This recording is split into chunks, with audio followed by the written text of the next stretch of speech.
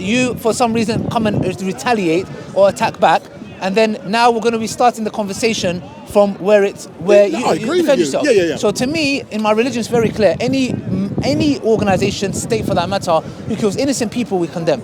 We're morally consistent. The Western world and Israel is strategically consistent. We're morally consistent. So we are morally whoever's done by. That's the reason why you see the far right, for example, that little midget scumbag Tommy Robinson. Yeah, he's a little midget, intellectual midget, and he's a midget himself. Yeah. You used to say, "Oh, Tommy." He's a midget. He's a midget. Yeah.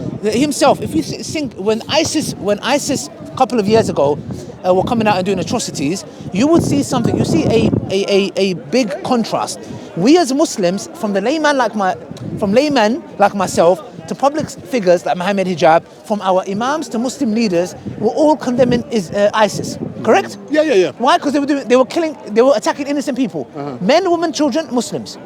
Good. Yes. Now, the contrast with Israel is it's very funny actually if you look at it, because what you see is the following. Now, you see Israel, you see Zionist layman individuals who do a 9 to 5, go about their business, who were in this park, by the way, last week, who were outright saying they do not believe the Palestinian babies are innocent.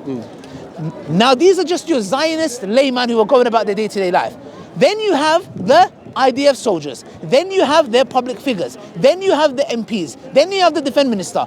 They are collectively saying that the genocide that's happening. I've seen many videos where they are saying more babies should be killed. Now just contrast that with us Muslims, where we would condemn ISIS. These individuals are Muslims. They are bad Muslims. We call them out.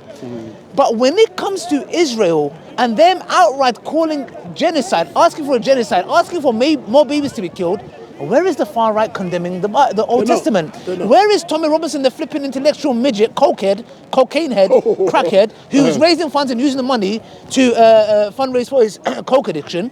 Where is he going in front of synagogues or anywhere for that matter and confronting the Jews and saying there are militant combatants behind us? They are calling for the outright, Zionists by the way, they are calling for the outright annihilation, the genocide of the Palestinians. But the far right are nowhere to be seen. Do you believe that Netanyahu should be... His name is Netanyahu, yes. Do you believe that Mr. Netanyahu, the Prime Minister the of Israel, do you believe... The baby killer. Do you believe he should be charged with genocide I hope he dies of a heart attack. That would be the biggest. If somebody said to me he died or something fell on his head or he got hit by a car, I hope he ceased to exist. That's number one. Outright, he's a baby killer. Number two, he should be brought. Yes, he's a war criminal. And anyone that joins the IDF, that go from Britain, anywhere, these people are war criminals. They are terrorists that are going there and killing innocent men, women, children, and babies. If anybody, let's just think about it for a second. There are people here going and outright can join the IDF. These people are war criminals. Where is the far right? Where is patriotism that they're talking about? There are people going and fighting for a foreign army. But guess what? The far right, like Tommy Robinson and the rest, are quiet. Why? Because they are not morally consistent. They are strategically consistent. We as Muslims, we condemn anyone. ISIS, Israel, America, anyone for that matter that kills innocent people. But when it comes to the Palestinian lives, you see the Zionists and the far right outright saying they're quiet. So to me, it just speaks volumes. What is going to be the end game in this war? End game is going to be, in a nutshell, Israel is going to be seen, they're going to go down in history as baby killers, committed genocide and apartheid, and alhamdulillah, inshallah, Palestine is going to be free.